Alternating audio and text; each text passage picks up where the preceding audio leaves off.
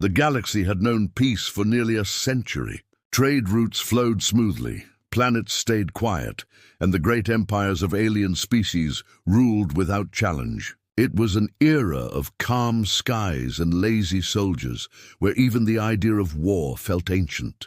Then one day, a strange signal appeared.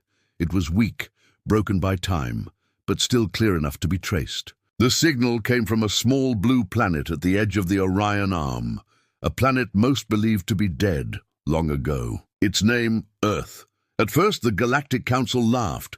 Humans were myths now, stories told to frighten young recruits. Old tales claimed that they were reckless creatures who once burned half their world in war, who built weapons faster than they could build homes. But that was ancient history, buried under centuries of peace. Still, the signal carried a human code. It repeated a single message, looping endlessly through the void. To whoever finds this, we are still here. That was enough to disturb the peace that had lasted for generations. Within hours, council chambers filled with nervous voices. Alien leaders debated across holographic tables, their faces glowing under cold blue light. Some said to ignore it, that humanity was extinct and Ghost could not send messages. Others warned that if humans truly remained, they should be erased before they remembered how to fight. In the end, fear won. The Galactic Powers sent a fleet, not one, but many. Warships from 5 empires moved toward the silent blue planet. They surrounded Earth's orbit like a steel cage, ready to make an example out of a forgotten species. But something was strange. There was no movement on the planet, no defense systems, no communication. The humans said nothing. It was as if they did not even notice the invasion above them. Admiral Serin of the Threxian Dominion stood before her flagship window, staring down at the planet. Its oceans shimmered in calm blue. Clouds drifted over green lands. It looked peaceful, and too peaceful. Are they truly alive? She asked. Her officer, a creature of scaled skin and black eyes, checked the scanners. Life signs confirmed, but primitive. They do not have interstellar tech. Then end it, Serin said coldly. End the myth. The fleet powered their cannons. Giant energy spheres began to glow along the warships. Every weapon aimed at Earth. The countdown began. 10 seconds to fire, and then everything went black. Every ship's lights flickered out. Control systems died. Navigation vanished. Communication fell silent. The fleet, once shining like stars, became dark shadows drifting helplessly in orbit. Panic filled the comms. Pilots screamed as their ships spun out of control. No one could explain what happened. It was as if something had reached inside their systems and switched them off. All at once, Admiral Serin shouted, "Report!" "What did that?" No answer came. Then a single transmission broke through the silence. It was faint at first, but it grew louder, sharper, filled with a human voice. "You wanted war?" the voice said slowly. "Then come see how we remember it." The sound of that voice froze every living creature who heard it. There was no anger in it, no fear, only calm. Seconds later, the stars lit up again, not with alien fire, but with human power. Unknown ships appeared, small and old-looking, but fast, faster than any alien design. They moved like they had been there all along, hidden under the planet's shadow. The alien fleet tried to regroup.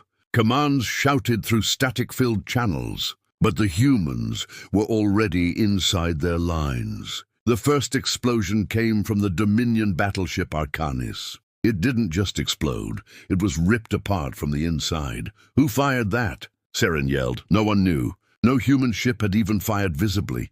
Then another explosion. Then another. Every few seconds, another massive ship broke apart. The galaxy's most powerful fleets were being torn down by an enemy they could not even see.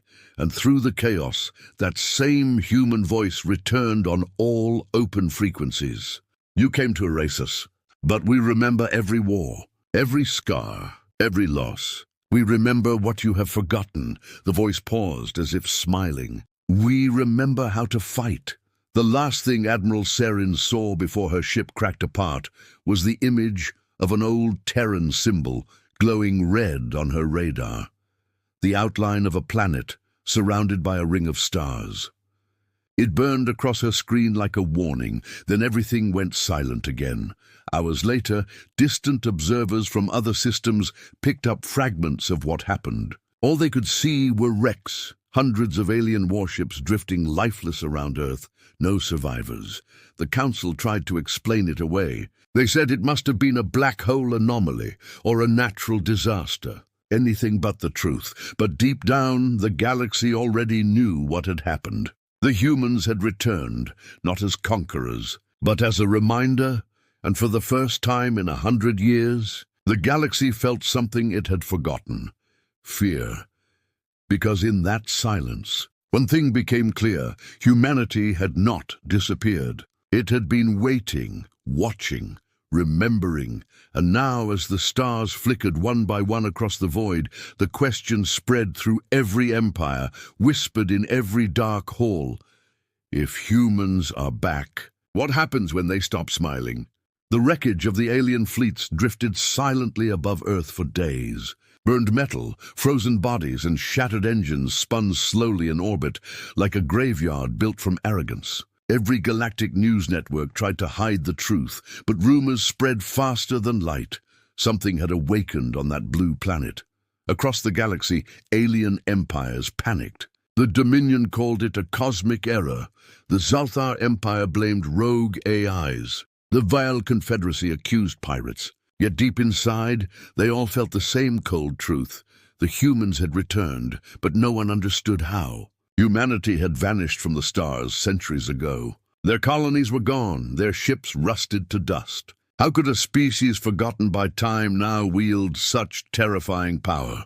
On the distant moon of Atheris 9, the Galactic Council gathered. Their leaders, tall, scaled, feathered, or mechanical, argued for hours under the glare of starlight chandeliers.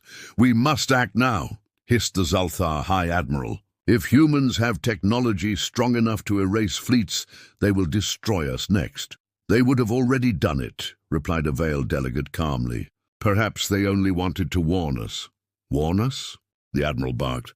"They slaughtered 10,000 ships." "They replied to a threat," another voice said. It came from the corner, a young alien scholar, trembling but unafraid. "We attacked first. Maybe we woke something better left sleeping." The room fell silent. Even the warlords said nothing, because deep in their ancient data archives were stories from long ago, stories of human wars that had turned planets to glass. And now, it seemed those stories were true. Far away, on the dark side of Earth's moon, a base flickered to life. Its halls were cold and metallic, filled with the low hum of ancient engines. The humans had been rebuilding in silence for generations, hidden under the crust of the moon. Away from every galactic sensor, Commander Elias Rain stood at the observation deck, watching the stars burn quietly. His uniform was old, scarred by time. The emblem on his shoulder, a faded Terran flag, glowed faintly under the lights. A young officer approached. "Sir, scans show movement from the outer systems." "They are gathering fleets again," Elias nodded. "Let them." "The galaxy never learns until it bleeds," the officer hesitated. "Should we strike first?" "No," Elias said softly. "Humans don't start wars. We just end them." He turned away from the window, and behind him the control panels lit up with dozens of red indicators, old ships powering online. Their hulls were ancient, but rebuilt stronger, faster, deadlier. Each one bore the name of a fallen Earth city: New York, Kyoto, Lagos, Santiago, Moscow. Each one carried history and vengeance. The next week, the Galactic Council sent drones to monitor Earth's orbit. None returned, so they sent soldiers instead, an entire task force under the banner of peacekeeping. As the fleet approached, its commander, Lord Marshal Vorak, broadcasted a warning. "This is the Galactic Council. Earth is to be occupied for investigation. Do not resist." The transmission went unanswered. The fleet continued closer. Then, without warning, every system went dark again. "Shields offline," shouted one officer. "We're losing power," screamed another. A shadow moved past their ships, fast, silent, like a ghost cutting through fog. Then another, and another. Vorak looked at his radar, but there were no targets, only distortion. The ships weren't being hit. They were disappearing, Within minutes, half the fleet was gone. No debris, no explosion, just gone. The bridge lights flickered once more, and then the same voice echoed across their comms. Calm, human. You came again. You still do not listen. Vorak's scaled hands trembled. Who are you? We are what you made us, the voice replied. We were explorers once, builders, dreamers. Then the galaxy taught us how to fight. And we never forgot. The humans didn't destroy the rest of the fleet. They simply let the survivors flee, carrying the story of their defeat back to the galaxy. When Vorak returned to his world, his eyes were hollow. His report was short. They smiled while they erased us. Across every empire, panic turned to fear. Armies prepared for total war. Propaganda spread through the stars. The Terrans are demons. Destroy them before they destroy us. But the humans didn't attack. They waited. They watched from the shadows, gathering their strength. On a ruined colony, once belonging to the old Federation, Commander Elias stood before his troops. Thousands of soldiers wearing simple armor, each bearing the same mark, a small blue circle, the symbol of Earth. He spoke quietly, his voice carrying through the cold air. They think we enjoy war, he said. But we don't. We just remember what it takes to survive it. The soldiers stood silent, their faces hard, their hearts steady. These were not conquerors. They were survivors, trained by pain, built by loss. Above them, a storm gathered, fleets upon fleets of alien ships assembling for one final battle. And yet, even as the galaxy prepared to burn, the humans smiled, because deep inside, they knew something the others did not. The galaxy was about to relearn why you never wake sleeping lions. The sky above the rim worlds turned red. Every radar in the galaxy buzzed with the same report. Humanity was moving. Thousands of small signatures, fast and erratic, appeared across different sectors at once. No one could predict their pattern.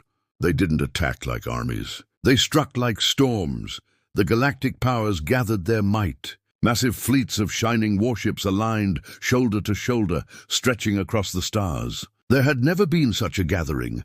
12 empires united by fear. Their ships carried enough firepower to burn planets into dust. Every soldier, every commander, every machine was pointed toward one goal: end humanity before they end us. But the humans never came directly.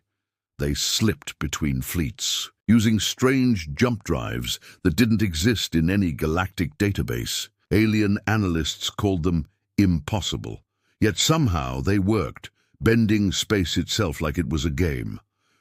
On the Dominion flagship Orthul, Admiral Silo watched the incoming data streams.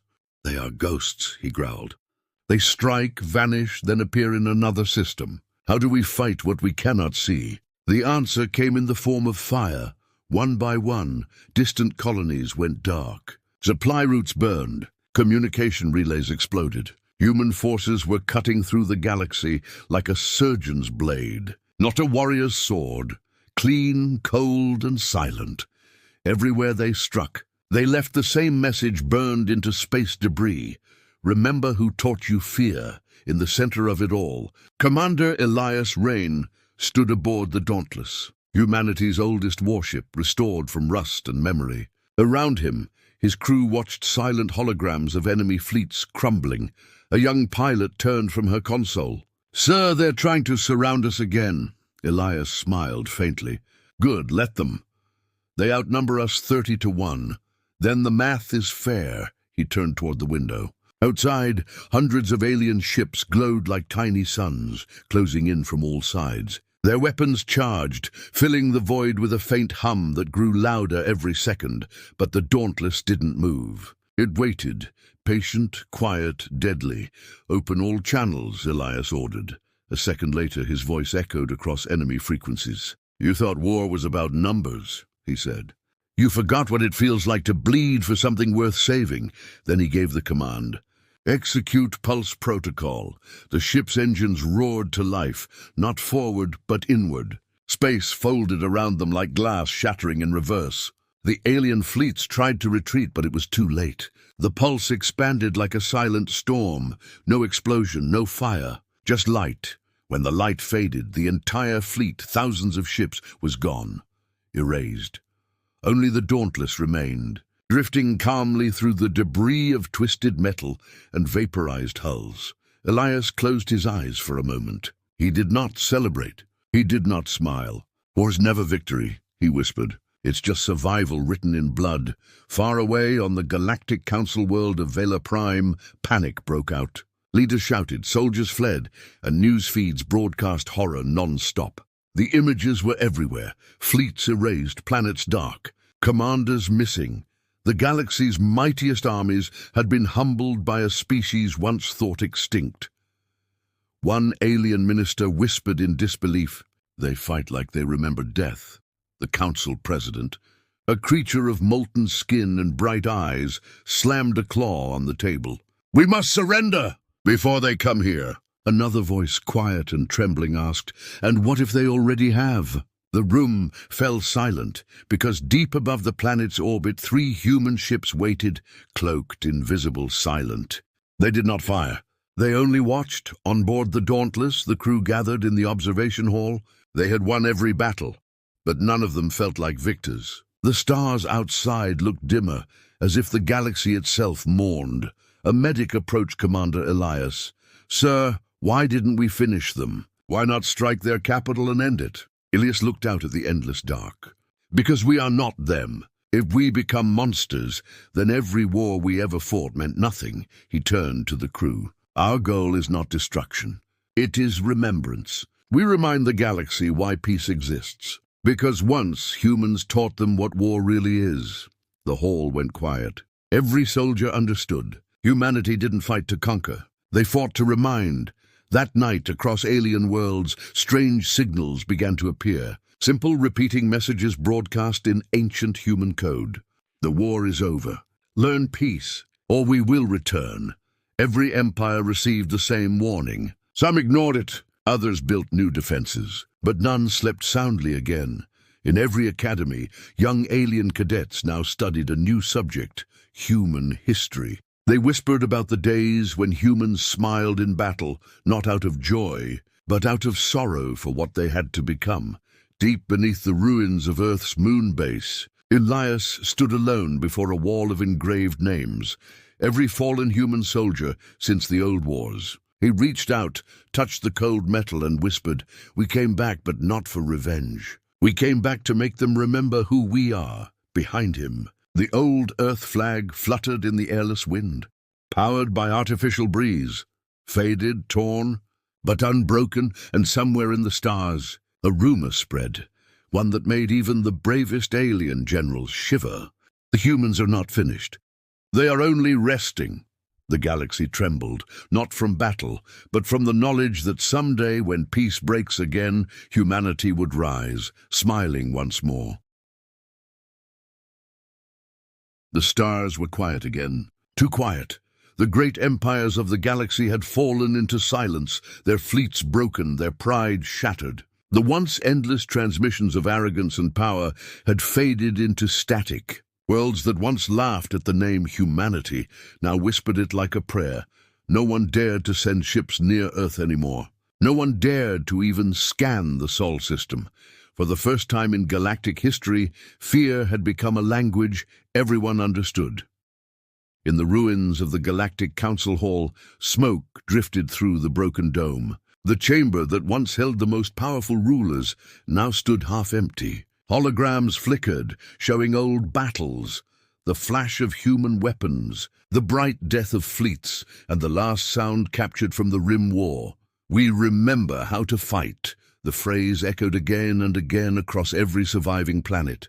Some tried to erase the memory, to burn every file related to humans. But it was too late. The story had already become legend. Alien children played pretend, one side as the Galactics, the other as the humans, and no child ever wanted to be a Galactic. On the other side of the stars, far from the broken council worlds, the humans watched in silence. Inside a dark chamber on Lunar Base, Commander Elias Rain stood before his officers. Holograms of alien systems floated before him, worlds that had surrendered, others that had gone dark. "Reports," Elias said quietly. A young officer replied, "The Dominion requests peace talks. They're offering reparations." "Decline it," Elias said. Another officer spoke up. "Sir, the Zalthar Empire has retreated from the core sectors. They've burned their own fleets to keep us from taking them." Elias didn't look up. "Good, let them destroy themselves. Saves us the effort." There was no joy in his voice, no pride. Only fatigue. The humans had won, but the victory tasted like ashes. Elias turned to the observation glass. Earth glowed below, its blue oceans calm again after centuries of hiding. He remembered the stories his grandfather used to tell him as a child. Stories of old wars, of cities turned to fire, of humanity's last cry among the stars. Back then, Elias thought those were just myths. Now he had lived them. Behind him a voice broke the silence. It was his second in command, a woman with silver eyes and a scar across her face. "Sir, are we finished?" she asked. Elias stared at the earth for a long time before answering. "No war ever ends. It only sleeps." Weeks passed. Fleets were recalled, bases shut down. Humanity vanished once more into the dark. The galaxy, however, could not rest. Every empire rebuilt walls, weapons, and armies, not to fight humans, but to hide from them. Trade slowed. Alliances broke. Old rivalries returned. Without a common enemy, the galaxy began to crumble from within, and all the while, the humans stayed silent. But sometimes, alien explorers reported strange things, faint human signals near dying stars, ships that appeared for seconds and then vanished. Old songs playing through broken comm channels. No one could prove it. No one dared to follow. One such explorer, a young alien named Carol from the Vile Confederacy, found a derelict satellite near the edge of the void. It was ancient, covered in dust and radiation scars. The lettering on its side read, "Terran Orbital Research, 2064. Curiosity outweighed fear." Carol powered it on. A single video file flickered to life, grainy and old. A human stood in the frame, smiling softly. "To whoever finds this," the human voice said, "know that we were never monsters. We only became what the galaxy forced us to be. If you see us again, do not fear us, just do not make us remember." The transmission ended. Carol sat there in silence, watching the blackness of space, feeling something strange. Something no alien had ever felt before. Respect.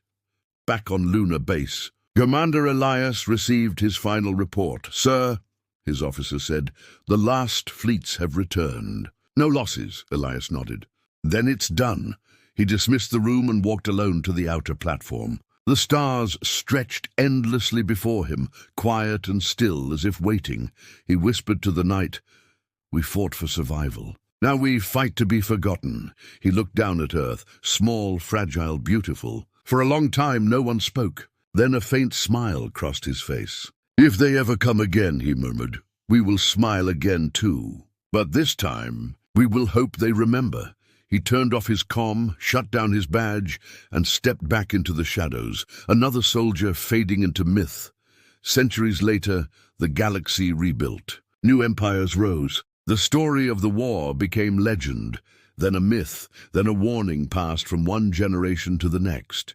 Whenever young warriors asked, "Why do we train? Why do we fear silence?" their elders would answer, "Because silence is how the humans begin." And sometimes, when the stars flickered too brightly and static danced across the radio waves, the galaxy would freeze, afraid that somewhere, far away, the Terrans were smiling again, because the one truth that had survived through time, through war, through blood and stars, was carved into the ruins of 1,000 ships and whispered in 1,000 tongues, "Never awaken humanity."